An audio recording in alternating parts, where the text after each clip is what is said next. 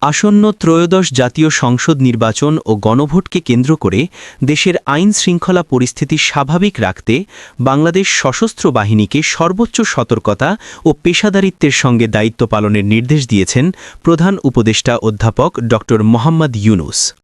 সোমবার সেনা সদরে সশস্ত্র বাহিনীর ঊর্ধ্বতন কর্মকর্তাদের সঙ্গে এক মতবিনিময় সভায় তিনি এই নির্দেশনা দেন। প্রধান উপদেষ্টার প্রেস উইং থেকে পাঠানো এক সংবাদ বিজ্ঞপ্তিতে বিষয়টি জানানো হয়। মতবিনিময় সভায় প্রধান উপদেষ্টা বলেন, আগামী 12 ফেব্রুয়ারি অনুষ্ঠিতব্য গণভোট এবং ত্রয়োদশ জাতীয় সংসদ নির্বাচন বাংলাদেশের গণতান্ত্রিক অগ্রযাত্রার জন্য এক গুরুত্বপূর্ণ সময়। এই সংবেদনশীল মুহূর্তে একটি অবাধ, নিরপেক্ষ ও উৎসবমুখর নির্বাচনী পরিবেশ নিশ্চিত করতে সশস্ত্র বাহিনীর ভূমিকা অত্যন্ত তাৎপর্যপূর্ণ। তিনি আরও বলেন, জনগণের আস্থার প্রতীক হিসেবে বাংলাদেশ সশস্ত্র বাহিনী অতীতের মতো এবারও পেশাদারিত্ব, সংযম ও নিরপেক্ষতার সঙ্গে দায়িত্ব পালন করবে এ বিষয়ে সরকার দৃঢ়ভাবে আশাবাদী। প্রধান উপদেষ্টা মহান মুক্তিযুদ্ধ এবং জুলাই-অগস্টে সংঘটিত ছাত্র জনতার আন্দোলনে শহীদদের প্রতি গভীর শ্রদ্ধা জানান। একই সঙ্গে দেশের শান্তি, স্থিতিশীলতা ও আইন শৃঙ্খলা রক্ষায় সশস্ত্র বাহিনীর অবদান কৃতজ্ঞতার সঙ্গে স্মরণ করেন তিনি।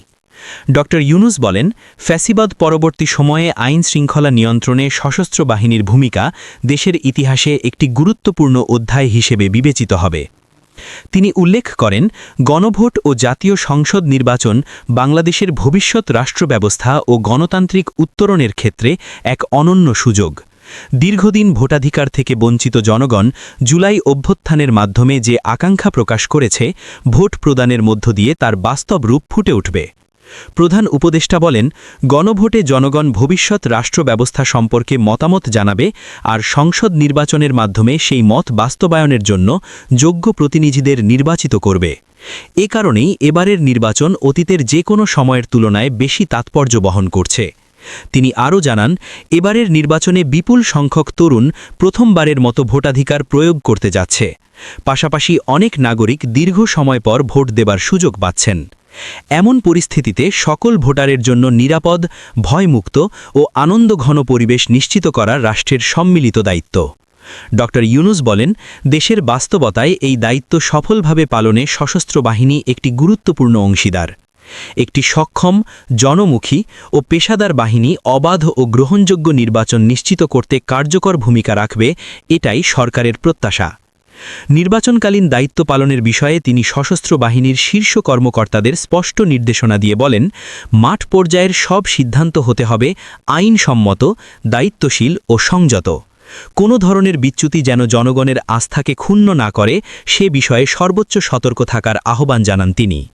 এছাড়া প্রধান উপদেষ্টা বলেন, দীর্ঘ সময় ধরে অবহেলিত থাকার পর সশস্ত্র বাহিনীর সক্ষমতা বৃদ্ধিকে বর্তমান অন্তর্বর্তী সরকার সর্বোচ্চ প্রাধান্য দিচ্ছে। দায়িত্ব গ্রহণের পর থেকেই বাহিনীকে আধুনিক ও যুগোপযোগী করে গড়ে তোলার কার্যক্রম শুরু হয়েছে।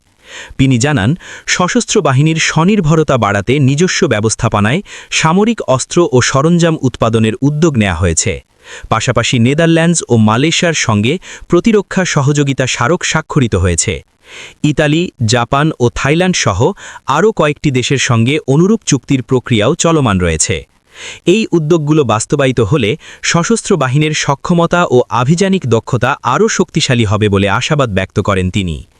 মতবিনিময় সভায় যোগ দিতে সেনা সদরের হেলমেট অডিটোরিয়ামে পৌঁছালে প্রধান উপদেষ্টাকে সেনাপ্রধান জেনারেল ওয়াকার উজ্জামান, নৌবাহিনী প্রধান অ্যাডমিরাল নাজমুল হাসান, বিমান বাহিনী প্রধান air chief marshal Hasan Mahmud Khan সহ সশস্ত্র বাহিনীর শীর্ষ কর্মকর্তারা অভ্যর্থনা জানান। সভায় সেনা, নৌ ও বিমান বাহিনীর ঊর্ধ্বতন কর্মকর্তা সহ সংশ্লিষ্ট অতিথিরা উপস্থিত ছিলেন।